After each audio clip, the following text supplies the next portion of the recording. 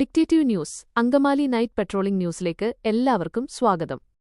നെടുമ്പാശ്ശേരി അത്താണി ജംഗ്ഷനിൽ വെച്ച് വൻ മയക്കുമരുന്നുവേട്ട. ഇന്ന് രാത്രി 9:30 ബാംഗ്ലൂരിൽ നിന്നും കാറിൽ കടത്തുകയായിരുന്ന 24 ഗ്രാം MDMAയുമായി ഹൈക്കോടതി അഭിഭാഷകൻ ഉൾപ്പെടെ രണ്ടുപേരെ ചെങ്ങമനാട് പോലീസും ഡാൻസാഫ് സംഘവും ചേർന്ന് പിടികൂടി.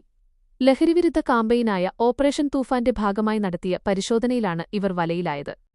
മട്ടാഞ്ചേരി ഇരുവേരി മംഗലത്ത് വീട്ടിൽ 20 വയസ്സുള്ള റസ്വൻ, സൗത്ത് ചെല്ലാനം ചിത്തിര ഡെയിലിയിൽ താമസിക്കുന്ന ഹൈക്കോടതി അഭിഭാഷകനായ 36 വയസ്സുള്ള വിക്ടർ ജോസ് എന്നിവരെയാണ് ചെങ്ങമനാട് പോലീസും ഡാൻസാഫ് സംഘവും പിടികൂടിയത്.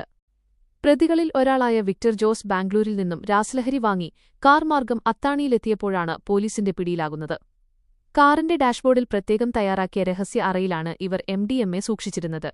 സംഭവവുമായി ബന്ധപ്പെട്ട് ചെങ്ങമനാട് പോലീസും ഡാൻസാഫ് സംഘവും കൂടുതൽ അന്വേഷണം നടത്തിവരികയാണ്. അത്താണി ജംഗ്ഷനിൽ നിന്നും ഡിറ്റക്റ്റീവ് ന്യൂസിനുവേണ്ടി നൈറ്റ് പെട്രോൾ ന്യൂസ് റിപ്പോർട്ടർ.